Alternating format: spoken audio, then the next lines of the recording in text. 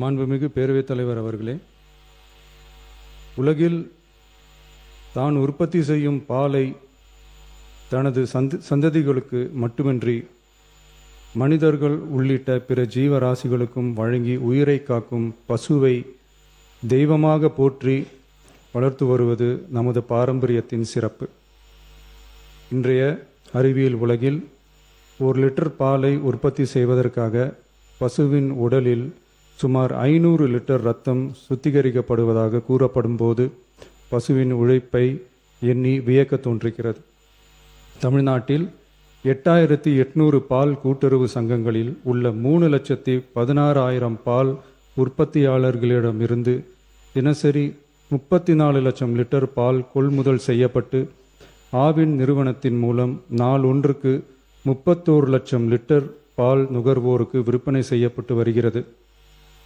தற்போது 4.3% கொழுப்புச்சத்து மற்றும் 8.2% இதர சத்துகள் அடங்கிய 1 லிட்டர் பாலுக்கு கொள்முதல் விலையாக 35 ரூபாயும் மாநில ஊக்கத்தொகையாக 1 லிட்டர் பாலுக்கு 3 ரூபாயும் ஆக மொத்தம் 1 லிட்டருக்கு கொள்முதல் விலை 38 ரூபாய் 5/11/2022 முதல் வழங்கப்பட்டு வருகிறது. அதிகாலை 3 மணிக்கே எழுந்து மாடுகளை சுத்தம் செய்து பால் உற்பத்தி செய்யும் உற்பத்தியாளர்களின் உழைப்பையும் தீவனம் மற்றும் வேலையாட்களின் கூலி உள்ளிட்ட அதிகரித்து வரும் செலவுகளையும் கடந்த கால அரசு போதிய அளவில் கருத்தில் கொள்ளவில்லை. உற்பத்தியாளர்களுக்கு கொள்முதல் விலையை உயர்த்த வேண்டும் என்ற எண்ணம் கொஞ்சம் கூட இல்லாமல் இருந்துள்ளது.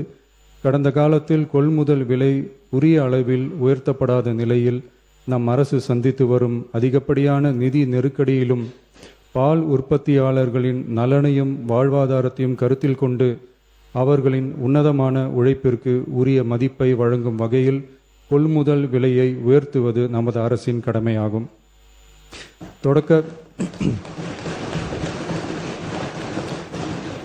தொடக்க பால் உற்பத்தியாளர்கள் கூட்டுறவு சங்கங்களில் பால் வழங்கும் 3,16,000த்திற்கு மேலான பால் உற்பத்தியாளர்கள் பயனடையும் வகையில் பால் கொள்முதல் விலையை லிட்டர் ஒன்றுக்கு கூட்டுறவு சங்கம் மூலமாக 1 ரூபாய் உயர்த்தவும், மேலும் அரசு ஊக்கத்தொகை 3 ரூபாயிலிருந்து 5 ரூபாயாக உயர்த்தவும் ஆக மொத்தம்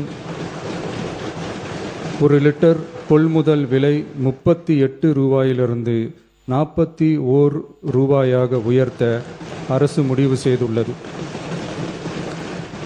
இந்த கொள்முதல் விலை உயர்வால் கூடுதலாக ஒரு மாதத்திற்கு ரூபாய் 30 கோடியும் ஒரு ஆண்டிற்கு 360 கோடியும் செலவாகும். மாண்புமிகு பேரவைத் தலைவர் அவர்களே, ஒரு உயிரின் மதிப்பை அவரது வருமானம் தீர்மானிக்கக்கூடாது. வசதி படைத்தவர், வசதி குறைவானவர் என்ற நிலை மருத்துவத்துறையில் இருக்கக்கூடாது. அனைவருக்கும் சமமான மருத்துவ சேவை எளிதாக கிடைக்க வேண்டும் என்பதில் நமது அரசு உறுதியாக உள்ளது. மருத்துவம் என்பது சலுகை அல்ல, ஒவ்வொரு மனிதனின் அடிப்படை உரிமை. ஒரு மனிதனின் உயிரை காப்பாற்றுவதில் தாமதமாகும் ஒவ்வொரு நொடியும் மிக கொடியது. மருத்துவத்தை தேடி வரும் மக்களின் பாதையில் இருக்கும் தடைகளான வறுமை, தொலைவு, மருத்துவர் பற்றாக்குறை, மருந்துகளின் விலை, மருத்துவ விழிப்புணர்வு இல்லாமை, காத்திருப்பு, அவசர கால வசதியின்மை போன்றவற்றை படிப்படியாக அகற்றி ஏழை, பணக்காரர், கிராமம், நகரம் என்ற பாகுபாடின்றி ஒவ்வொருவருக்கும் தரமான மற்றும் எளிதான மருத்துவ சேவை கிடைக்க செய்வதை முதன்மையான நோக்கமாக கொண்டு செயல்பட்டு வருகிறது நமது அரசு. மாண்புமிகு பேரவைத் தலைவர் அவர்களே, மருத்துவம் மற்றும் மக்கள் நல்வாழ்வு துறையில் சில அறிவிப்புகளை சட்டப்பேரவை விதி 110 கீழ் இன்று வெளியிட விரும்புகிறேன். வடசென்னை மக்களுக்கு உயர்தர மருத்துவ சேவை எளிதில் கிடைக்கும் வகையில் பெரம்பூரில் ரூபாய் 300 கோடி மதிப்பீட்டில் 400 படுக்கைகள் கொண்ட உலக தரத்திலான பன்னோக்கு உயர் சிறப்பு மருத்துவமனை அமைக்கப்படும். முதலமைச்சரின் விரிவான மருத்துவ காப்பீட்டு திட்டத்தின் இலவச மருத்துவ சிகிச்சைக்கான மருத்துவ காப்பீட்டுத் தொகை ஆண்டொன்றுக்கு தற்போதுள்ள 5 லட்சத்திலிருந்து ரூபாய் 25 லட்சமாக உயர்த்தப்படும். திருநங்கையர்களுக்கான மருத்துவ மற்றும் அறுவை சிகிச்சை சேவைகள் கூடுதலாக சென்னை ஸ்டான்லி, திருநெல்வேலி, தூத்துக்குடி, செங்கல்பட்டு, திருவாரூர், தருமபுரி மற்றும் கன்னியாகுமரி ஆகிய 7 அரசு மருத்துவக் கல்லூரி மருத்துவமனைகளில் முதலமைச்சரின் விரிவான மருத்துவ காப்பீட்டு திட்டத்தின் கீழ் வழங்கப்படும்.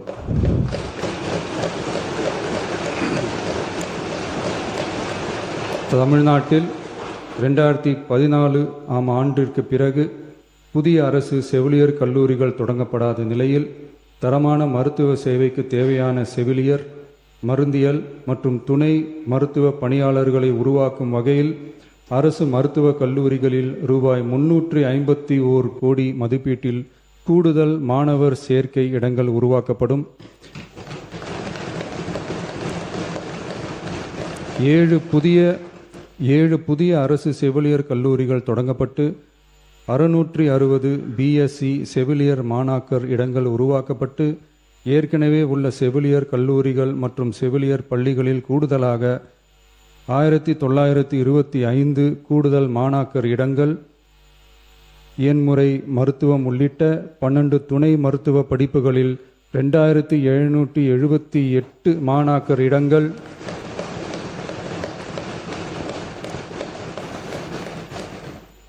மருந்தியல் படிப்புகளில் 735 கூடுதல் இடங்கள் என மொத்தம் சுமார் 6998 கூடுதல் மாணாக்கர் இடங்கள் உருவாக்கப்படும். தமிழ்நாட்டில் அதிகரித்து வரும் புற்றுநோய்களை தடுக்கவும் தரமான சிகிச்சை வழங்கவும் முதலமைச்சரின் புற்றுநோய் பராமரிப்பு இயக்கம் chief ministers cancer care mission 677 கோடியே 44 லட்சம் ரூபாய் மதிப்பீட்டில் மேம்படுத்தப்படும்.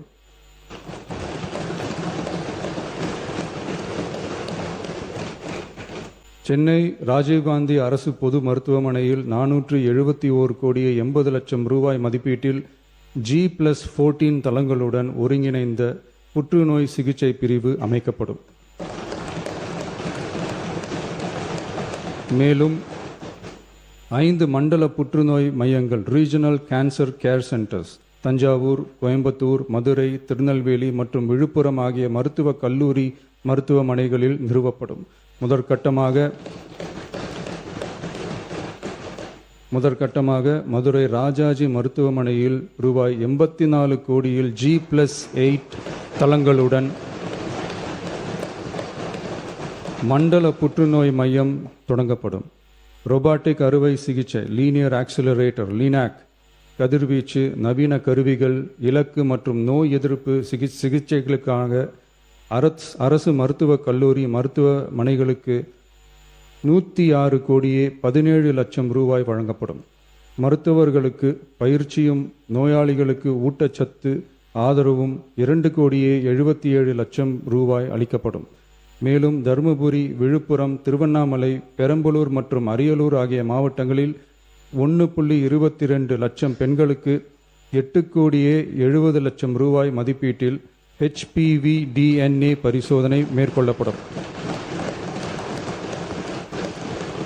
மொத்தம் 673 கோடியே 44 லட்சம் ரூபாய் மதிப்பீட்டில் புற்றுநோய் தாக்கத்திலிருந்து மக்களை காக்கும் வகையில் பல்வேறு பணிகள் மேற்கொள்ளப்படும்.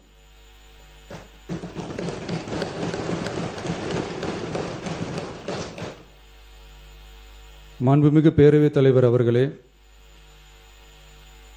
கடந்த 12/8/2026 அன்று காட்டுமன்னார்கோவில் சட்டமன்ற தொகுதி உறுப்பினர் திரு ஜோதிமணி அவர்கள் பேசும்போது பல எம்எல்ஏக்களிடம் சொந்தமாக வாகனம் இல்லை என்றும் தொகுதி பணிகளை ஆய்வு செய்யவும் பார்வையிடவும் கடினமாக உள்ளதாகவும் லஞ்சமில்லாத நேர்மையான ஆட்சி அமைய உறுப்பினர்களின் அடிப்படை தேவைகளை அரசு பூர்த்தி செய்ய வேண்டும் என்றும் கோரிக்கை வைத்தார். எந்த ஒரு பொருளாதார பலம் இல்லாமல் சட்டமன்ற உறுப்பினர்களாக பணியாற்றி கொண்டிருப்பவர்கள் தங்களின் தொகுதி பணிகளை செய்ய சொந்த வாகனங்களோ அல்லது உதவியாளர்களையோ வைத்துக்கொள்ள முடிவதில்லை என்றும் தெரிவித்தார். மேலும் இது தொடர்பாக கோரிக்கைகளும் வரப்பெற்றது. மக்களாட்சியின் மிக முக்கிய தூண்களில் ஒன்றாக விளங்குபவர்கள் மாண்புமிகு சட்டமன்ற உறுப்பினர்கள். தமிழ்நாடு சட்டமன்ற வரலாற்றில் எளிய பின்னணியில் இருந்து பணபலமோ அரசியல் பின்னணியோ இன்றி மக்களின் பேராதரவோடு முதன்முறையாக சட்டமன்றத்திற்கு தேர்வு செய்யப்பட்டுள்ள முதல் தலைமுறை சட்டமன்ற உறுப்பினர்களின் எண்ணிக்கை குறிப்பிடத்தக்க அளவில் உயர்ந்துள்ளது. 29/3/2026 அன்று நடைபெற்ற தமிழக வெற்றிக் கழக வேட்பாளர் அறிமுக கூட்டத்தில் நேர்மையாகவும் வெளிப்படைத்தன்மையுடனும் மக்கள் பணி செய்து ஊழலற்ற லஞ்ச லாவண்யமற்ற நிர்வாகத்தை மேற்கொள்வது என அனைத்து வேட்பாளர்களும் எடுத்துக்கொண்ட உறுதிமொழிக்கு ஏற்ப அதே பாதையில் தேர்ந்தெடுக்கப்பட்ட சட்டமன்ற உறுப்பினர்களும் செயல்பட்டு வருகின்றனர். மக்களுக்கான நிர்வாகம் நேர்மையின் பாதையில் என்ற அடிப்படையில் லஞ்ச லாவண்யமற்ற நேர்மையான மற்றும் வெளிப்படையான நிர்வாகத்தை அடித்தட்டு மக்கள் வரை கொண்டு சேர்க்கும் நோக்கில் தமிழக வெற்றிக் கழக அரசு செயல்பட்டு வருகிறது. தங்களது தொகுதி மக்களின் குறைகளை கேட்டறியவும் அரசு திட்டங்கள் மக்களை சென்றடைவதை கண்காணிக்கவும் தங்களின் தொகுதி முழுவதும் தொடர் பயணங்களை சட்டமன்ற உறுப்பினர்கள் மேற்கொள்ள வேண்டியுள்ளது. பொருளாதார பலம் இல்லாமல் சட்டமன்ற உறுப்பினர்களாக பணியாற்றும் மற்றும் முதலாக சட்டமன்ற உறுப்பினர்களாக தேர்வு செய்யப்பட்ட உறுப்பினர்கள் தங்களது மக்கள் பணியை தோய்வின்றி தொடர்வதற்கும் அவர்கள் தங்களின் தொகுதி பணிகளை திறம்பட மேற்கொள்வதற்கு வசதியாக அனைத்து சட்டமன்ற உறுப்பினர்களுக்கும் அரசு சார்பில் வாகனம் வழங்கப்படும் என்பதை மகிழ்ச்சியோடு தெரிவித்துக் கொள்கிறேன்.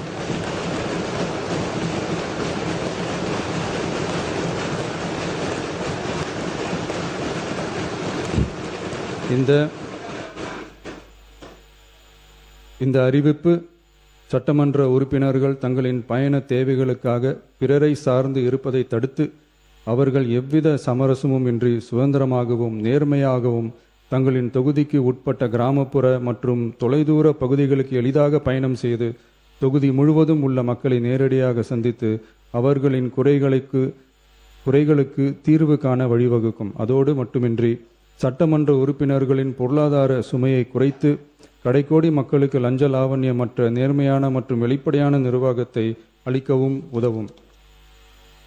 மேலும் சட்டமன்ற உறுப்பினர்கள் தங்களது தொகுதி சார்ந்த பல்வேறு பணிகளை மேற்கொள்ள ஏதுவாக சட்டமன்ற உறுப்பினர்கள் ஒரு உதவியாளரை நியமித்துக் கொள்வது அவசியம் என கருதப்படுகிறது.